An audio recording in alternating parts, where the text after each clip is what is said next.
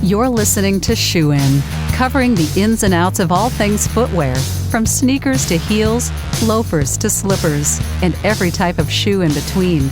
Brought to you by the FDRA, the Footwear Industries Association focused on retail, trade, politics, and fashion, helping create and enhance conversations on all things footwear. Hey folks, to quote the poet laureate Martin Lawrence, what's up, what's up, what's up? Welcome back to Shoe In Show, latest episode, key takeaways from the 2024 Shoe Executive Summit. If you were not there, you were not there. Matt Thomas, co-hosting today. We're going to share a little bit about some of the takeaways we got from the summit, which were many. I would say the highlight, though, and I was talking to this with our producer Blake before you guys came on, was oftentimes when we get together as an industry, it's during Fannie Market Week, or it's at a trade show, or it's built around this business environment. And what's really nice about this event is it becomes an organic relationship building experience where, yes, you do business with these people, but it really kind of lowers the temperature back down just to a person-to-person level where you're building relationships. And I think that matters a lot. And when we kickstarted the event at the Library of Congress, we had a board meeting prior, but for the larger event, it was like there weren't cliques or anything. People just moved around in the space and everybody was connecting with everybody. And it was a beautiful thing to see everybody so open and engaged and happy to be there. I would say this: the Library of Congress is the most beautiful space in America, bar none. And so it was like one of those things where when you look at events and things like that, you wonder what the value is. And one of the top value, I think, is like getting out of a business environment and sitting down with like-minded people, hearing things you don't normally hear from people you will never meet. You know, all our briefers are people that outside the industry for the most part. And just being able to break bread and enjoy it and not feel any business pressure around that where you're having to go back to your showroom or anything like that. So right off the bat, I think that is the hugest thing, is like being there. And the fact that it was all the major retailers across the US, nearly every single major one were there, all the major chains, lots of top brands there, all interacting and engaging with one another. So as we get into that, I think that's, that's why I say, if you're not there, you're not there. Like I saw people make sales and they weren't even trying. Mm-hmm. It was just happening. And so, as we reach out and tell brands, like there's a lot of brands that were missing in the room when your partners, your sell-through partners, the people selling your shoes to customers, the CEOs are in that room. So next year you got to be there. But as we get into that, Matt and Thomas, Matt, I'll start with you. Kind of what did you hear from attendees afterwards as kind of the important kind of takeaways that they took back home, and hopefully it made their business a little bit better? Yeah, I appreciate the question, Andy, and I appreciate the event immensely. I think, to pat ourselves on the back a little bit, we do a really good job of understanding what will play well and what's compelling and what's not. We build a theme that I think is kind of outside the nitty gritty of making decisions. Like we've come up with a thoughtful theme that sits above the industry in a sense. It's like this aspirational theme, or it's this existential threat, or whatever it is. But then we also provide this kind of off ramp to something really beautiful, really intellectual, really compelling. And that's what the space represents, whether it was the archives last year, or the National or the Congressional Library of Congress this year. We provide that space, and we don't over-program it. We leave all the programming, for the most part, for the next day. And so it allows for members and attendees to do exactly what you said, is interact with each other, see the exhibits, look up. Everyone was constantly looking up, right, at the beautiful ceiling that's in the Library of Congress there in the Thomas Jefferson building. Look at Thomas Jefferson's own library, which is obviously historic and fascinating. And I remember very distinctly coming up the stairs as we were heading from the cocktail reception to the dinner itself, and the sun was going down behind the U.S. Capitol, right? It was setting in the west, and a bunch of people, Sandy started imploring people to go look out the window just to see the beauty of the sunset over these iconic buildings in this iconic space in DC. And there was, I don't know, several dozen people ran over there with their phones And it just was a testament to the space that we selected as a group. We went and toured it several times. Sabria went there to a different event to see how it played for another event, so we knew how it would play for our members. And I thought it went really well. To kind of close out the long answer to your question, Andy, on the feedback, someone who we all know and love on our board, who's been to so many of our events, he said to me, "This is the best thing we've ever done." And there was not only for the space, but the topics we discussed. And then we cut out all the sales pitches. We value partnership and collaboration with service providers. We're not above that by any stretch, but we want this briefing in particular on day 2 to be impactful and very serious. And so it's going in and talking serious topics, accessible solutions for those in attendance, and then go out and get it done kind of thing. And if we kind of fill that in with buy my product, it's just not going to be as compelling. Well, yeah, and also we're not bringing in shoe CEOs necessarily to talk about business operations. We try to talk about societal issues and economic issues and bigger picture issues that are impacting the industry. And again, like you said, we're not above having a CEO come in and talk, but if you're doing the job day to day, you know the stuff. So what you need is things that you don't know, and you need to create a network with people. When we bring in people from New York, we brought in people from around the world to share experiences and ideas of what's happening on technology, on societal shifts, on politics, and how all that impacts footwear companies. So that it's kind of a leadership session, really, in many ways. And I'll bring in Thomas because Thomas worked really hard to bring in 2 members of Congress to share perspective about what's happening with policy on the bottom line. So obviously having that access, but also, having worked to help, bring in and set up other speakers as well. So Thomas, more down to brass tacks, when you were hearing from members of Congress, and then also Doug High, who is a CNN contributor, Fox News contributor, MSNBC contributor, the only person I know that does all the channels, all the ideologies for cable news and writes for the Post. What are some of the key things that you heard that, when you looked and you saw people listening that kind of perked up or shook their head or were leaning to the side saying that's interesting? So I think it was a great theme this year, succeeding in the artificial age. So each of the speakers that came in took that topic. It's a very relevant topic. It's something we're all dealing with. We're in the age of artificial intelligence, and that was certainly a topic that was discussed, but everybody came at that from a different angle. So Portia Blunt with Reebok and Amy Hunter with Caleres talked about being real and how we can increase diversity, how we can drive change in the industry, community, and not being artificial, being real. So having that perspective. The IBM team, and Andy, you had a great panel. We can talk about that too, but just about getting into the details on AI, the risks, but also the benefits. That was interesting. And then, hearing from Kathy Baird of the Washington Post, how are they handling this artificial age? And the takeaway I got from her was kind of doubling down on the importance of people and trust. How do you maintain that in this environment? And it does involve relationships and people and building that trust and how that translates to even consumer trust. And then with the congressional speakers, we brought in Chrissy Houlihan, who is a very interesting member of Congress. She's from Pennsylvania, near Philadelphia, and she represents a district that very purple district. She's extremely bipartisan, and she's not someone that you're going to see in the news every day with this kind of the partisanship and the bickering and all the things that consume the headlines. She's very policy focused. So while you've got this artificial age in Congress going on as well, she's actually working on some real policy solutions. She talked about the Bipartisan Climate Solutions Caucus. She's the chair of that.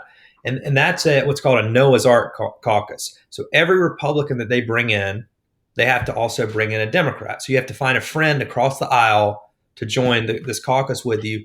And so far, they've come up with 25 recommendations on climate solutions policies that are bipartisan. They're presenting to Congress.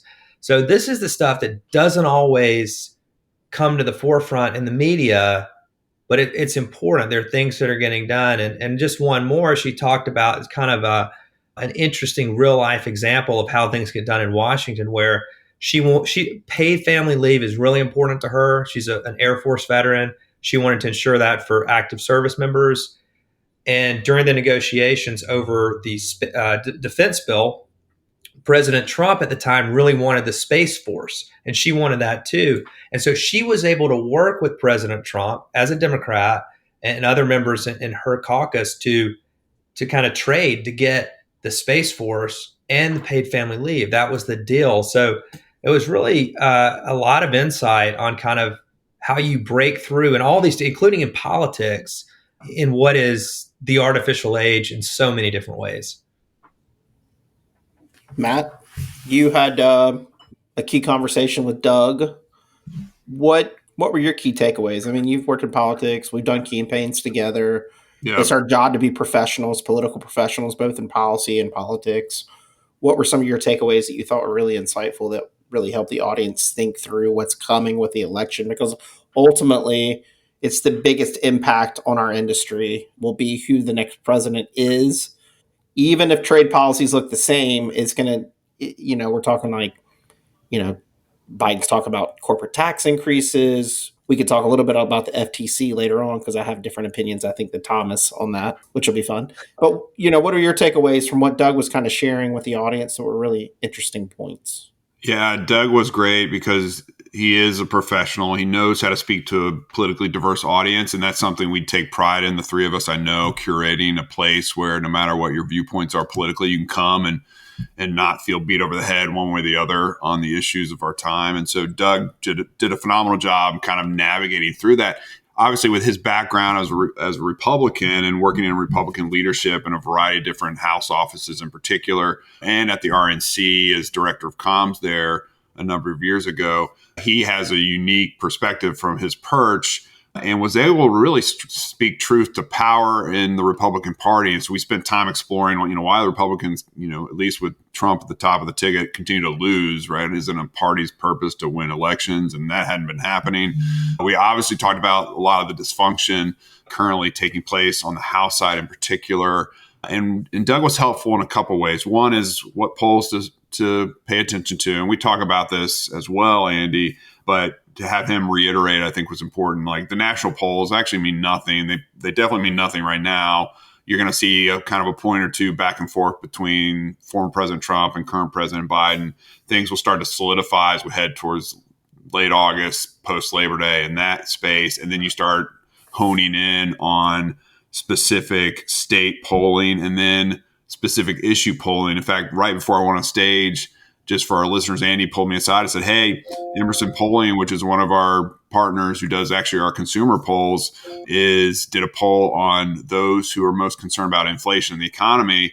They're polling, I think it was Trump, plus 3 or 4, I can't remember the exact percentage. And so that was just like a reaffirmation that as we get close to the election, don't look at national polling, so go to state polls, and then go to issue-oriented polls on the big issues of our time. And so he obviously talked about the motivation of the Dobbs decision on abortion, and that's driving the Democratic side of things. And on the Republican side, inflation and other items. But even just recently, we've seen there's a lessening interest in the election, and most analysts say that's going to hurt the former president. But anyway, Doug really, I think, just kind of packaged it together. And then lastly, we talked, and this was one of the themes, like what sources are we engaging with from a knowledge perspective? Are they well vetted? Is it just a blog? Are there high journalistic standards, no matter who it is? Right. And he helped us navigate that as well, I think. And I think Kathy from the Post-it as well. There were really intelligent questions from the audience with a nervousness around journalism. Mm-hmm. Who's it? I mean, and this goes back a long ways when blogging really started, well before social media really had an impact. But who is a journalist? Who is just a blogger or an opinion person? What is the difference? Then how do you look at what to trust? How do you understand when a reporter is doing a story? And I think the Washington Post is really interesting where journalism may be heading, where they're actually showing cliff notes or footnotes where they're going to explain how they approached the article, or maybe sources or background kind of stuff to add additions to it to add information so the reader gets the sense that the reporter didn't just throw it together, but there's a backing to the story and how they approached it. And I think that's really interesting how journalism is flowing in that direction, because it was interesting that we had it at this time, because journalism and the media is in such a crisis where you see these firms try to pop up and they're crashing down. Some of it's bad business decision. People trust it less and less. People are cauldroning themselves off into a cul-de-sac of their own information. They're increasingly listening to opinions from neighbors, which is always scary, instead of people who have experience and wisdom. And Doug's point was, look, like if you're a really conservative MAGA person and you read some liberal opinion piece, there's still value in that because you understand the issue better. And then you can look at how you view the issue and maybe grab some from that here and there. It goes both ways too. Like if you're really liberal and you read like George Will or something, and you may completely disagree with him ideologically, you'll find truths in it because he has experience and wisdom. It'll teach you something. And I think that's what we're missing. But that the artificial age is that. It's the question of where do we trust the sources of information? Who has the wisdom and experience to trust? And what I liked about Doug's response too was go really technical to trade publications, which is us, right? So I know, but it's true. When I want specific information on the economy and I'm interested in, how grocery stores are pricing things, because I'm personally impacted by that, I'm not going to go out and like just look willy-nilly at the internet and do a Google search and like look at different articles. Like I can go to trade publications right, and look at data sets, and it's more work. Tab Andy. Tab Andy. And I know I'm not normal. I'm not normal in any facet of my life, as I'm reminded by we love you nonetheless, my friend. But that's the point, is like you do have a little bit more work to do. And the artificial age is telling you, I'll just tell you what it is. I thought it was. And you got to balance that. I thought it was also interesting. He talked about how when he traveled to, I think, San Antonio, he bought a local newspaper there and he read it, and how he always does that when he goes to different parts of the country because the views are so different there than back in Washington or wherever you are. Of course, that's getting harder and harder to do, to buy a local paper. But I thought that was interesting. And then, talking about one thing I thought was, he kind of peeled back the curtain a little bit because he's on all these media shows, and he talked about how someone who's on all the shows had, he talked about how people, they may not necessarily have been in the Capitol or go up to the Capitol, some of these talking heads. And he described the board. We all know about, there's a board with members of Congress who it has their names on it, and when they vote, it says yes, or it's green or red, yes or no. And so they look to see how other people in their state are voting, or other people in the Freedom Caucus are voting. And they may say, all right, I'm going to vote this way because my buddies are voting this way, and I want to stay on the same page. And this person who's on the news was like, wow, I didn't know about that.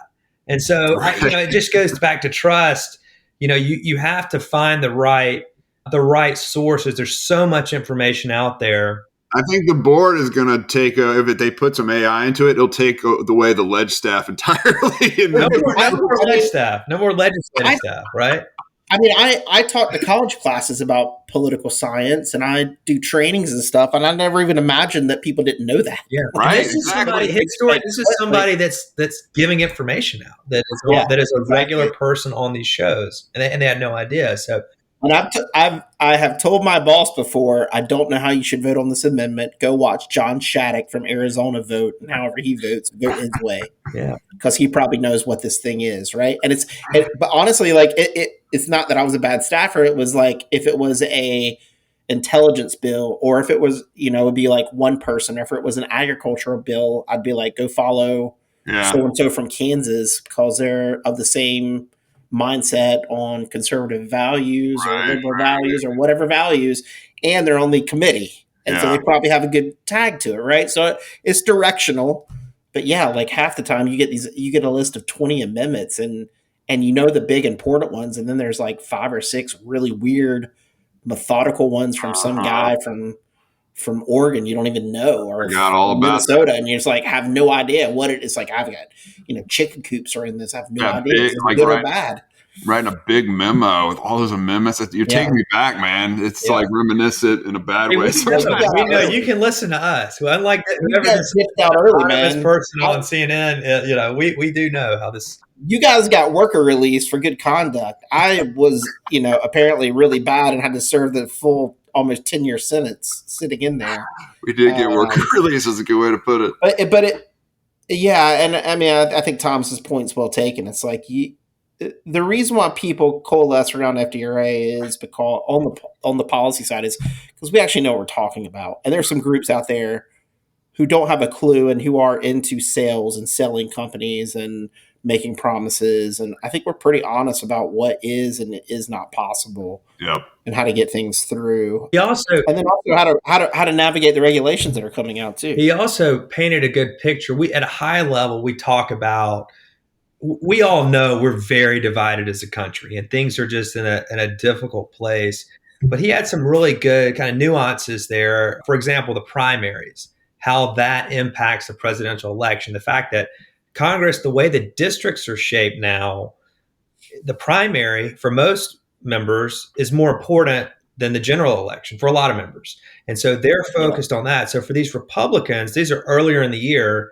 And so they're not going to, they're very careful and being very, very pro-Trump because he could come out and sink their campaign in any second. He could, do a tweet, I guess not tweet anymore, or whatever do a truth social post and they're done. And so you kind of see early people getting on board with Trump. And also with the primaries, and I think Pennsylvania just wrapped up their primaries for presidential vote. Nikki Haley, who's dropped out months ago, still got like over 15% of the vote. Yeah.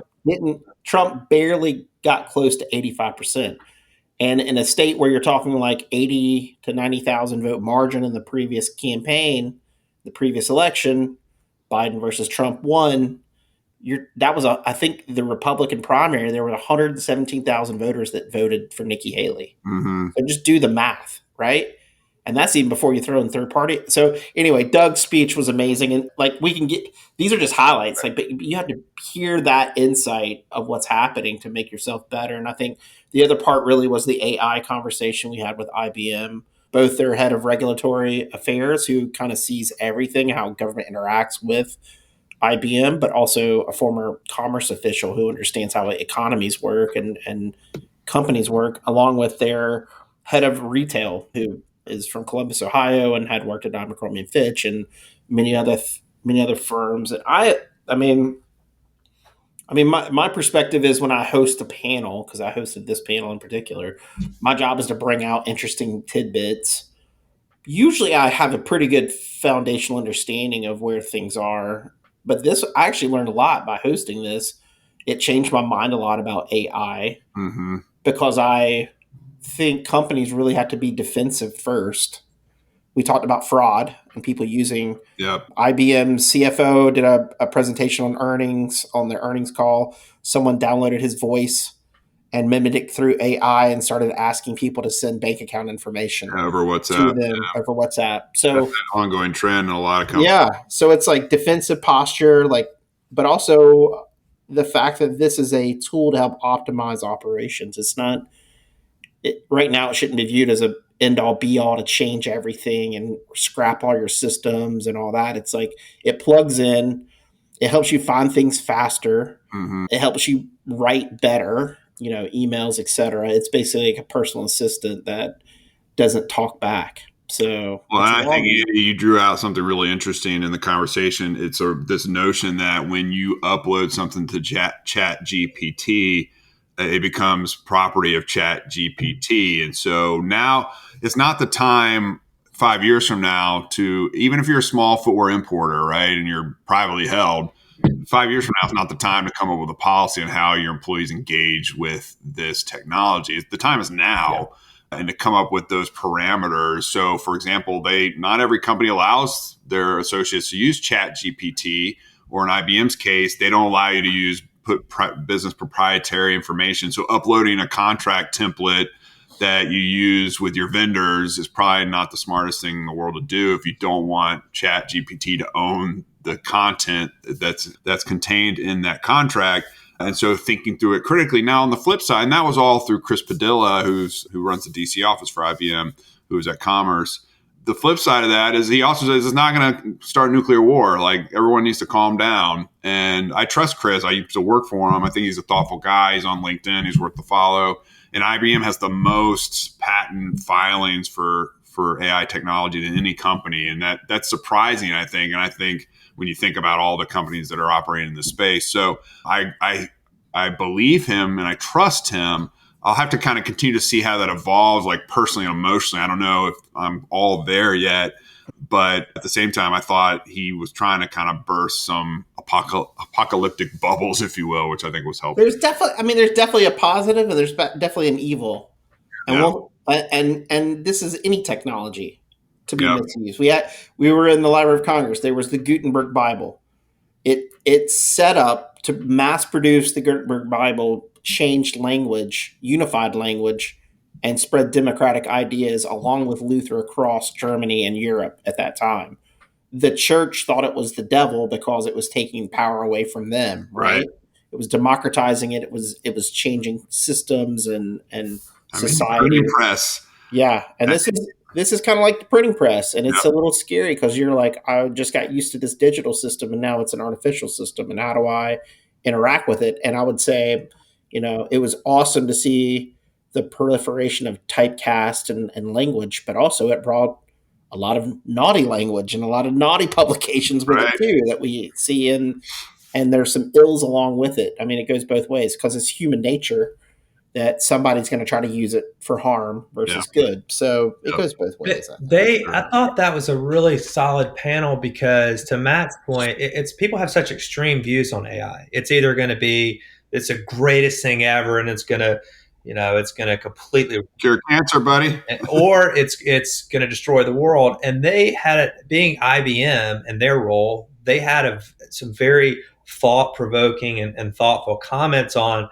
the benefits. And as you said, Matt, things not getting into the apocalyptic stuff with it, but just the practical, the fact that you may not be thinking about, Joe told one story about somebody who, I think it was an employee's compensation plan. They were working on wordsmithing that and they put it in, and then everybody on the team found out about it because it was in open AI, and that it is open AI, and ChatGPT does own it, or you don't want to put your marketing plan for next season in. That was another example. But then there are some clear benefits with it. So I thought it was a very real discussion and practical discussion. And Andy did a good job of moderating that and kind of bringing out both sides of that issue.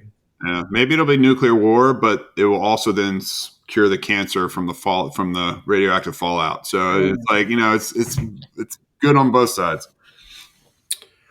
All right, so that's just peeling back the curtain. Terminator coming after us. So I'll say, we got through this summit, or we're planning out the rest of the year, and Matt and I have already sat down and started to scope out what we want to discuss at our sourcing summit in New York in July, and we have some amazing speakers and ideas lined up. So I think this year is going to be a new epic in terms of us able to provide critical thought to the industry and upskill folks. So if you go to FDRA.org, you can see there's a little event tab at the top on the menu that you can see all the events we have coming. Every single one are going to be thoughtful.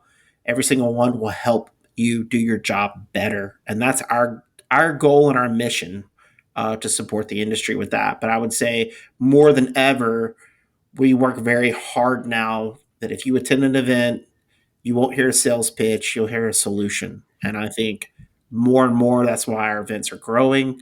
We have, I know that it's a tight budget environment, but if you want to optimize and innovate, these events are critical that you have your folks attend and you attend these events. So just, again, it's the event tab on FDRA.org. You can see all the events coming up for the rest of the year. Some are digital, some are in person, but we hope to see you either on the screen or in person and network and tackle these big issues that we have in the industry, and then understand the bigger issues impacting the industry more broadly that we're swimming in these big seas with everybody else. So, All right, so that's the wrap. We're already in planning mode for 2025, probably April of next year, so it never ends. But it honestly takes a year to build this summit out, to find the speakers that we need to help build, leadership, communications, et cetera, for our C-suite. So, yeah. Any other takeaways before we wrap it? No, I just say I thoroughly enjoy working on these things with you guys. It's a lot of work, but we are a think tank, and we take these things seriously, and it's intellectually stimulating for me to be a part of it because it helps me connect with people who don't think like me, which is something I value. It helps us connect in places that are beautiful and just, I think, the best part of kind of the American fabric. And so it's a ton of fun. And these are all like bucket list locations. I joked, I don't think I've told you this, Andy, but I've joked kind of with people on the sides, like, I don't know, Andy, it's kind of like an ego thing for us. Like, what next beautiful space in DC can we host a party with our friends at? And I mean, and that's what the fun about it is, because it helps us share that with people who would not go to it otherwise. There's something about being in person too. I mean, we've really, I think, coming out of the pandemic, we really learned how to do digital events well. And there's so we're doing, product safety and customs, and there's sustainability. There's so much we're doing on the digital side that's well worth it. But I also think we have these events in different parts of the country, and it's a chance to network and connect with others in the industry. And there's an energy of them, right? So I felt like the being at the Library of Congress and just this someplace that's very special. It also tied so well into the theme because it's a place of knowledge and wisdom, as Matt talked about in his speech. And so these events are the content is good. They're short. They're effective. There's a lot of time to really connect. And I enjoyed that, just seeing some people I hadn't seen in a long time. That was very good. And I'm excited about New York, Boston, Portland, some of these other places where we're going to do the same thing with the footwear community there. So looking forward to more of this in-person networking at these events. Yeah. And I will say we had friends from Inbox come over from Europe and loved it just as much as the Americans did, right? So it's a global community that we're trying to build and facilitate. So join us, join the movement, join the community. I mean, that's what we're trying to build, is community, because iron sharpens iron. So with that, that's just kind of a recap of what we're seeing and hearing, and the executive summit that we just held. And again, much more to come. But as you face any kind of business issues, or you have questions about the election and what it means for your business, reach out to us. We're happy to have a chat with you. I feel like, every day I do 8 Zoom calls with members on different topics and subjects, but that's our job, is to help folks navigate these new kind of choppy waters. A lot of times we can solve your problem. When we can't, we know who can. So it's kind of like an aspirin, where you don't need to keep beating your head against the wall to find an answer. Where the AI exists, it's called FDRA. There you go. Beep, bop, boop. Bop, bop, boop. Answer. Folks, thanks for joining us on this week's Shoe In Show. Next week, new episode. Same humor, same insights. We promise. 5 stars, reviews only. Again, thanks for listening. Drop us a line if you have ideas on what topics you want us to discuss. We're happy to do that. So thanks to Matt and Thomas, and on behalf of the whole team, FDRA, Shoe In is out. Shoe In has been brought to you by the FDRA, the Footwear Industries Association focused on retail, trade, politics, and fashion, helping create and enhance conversations on all things footwear. For information about FDRA, visit fdra.org.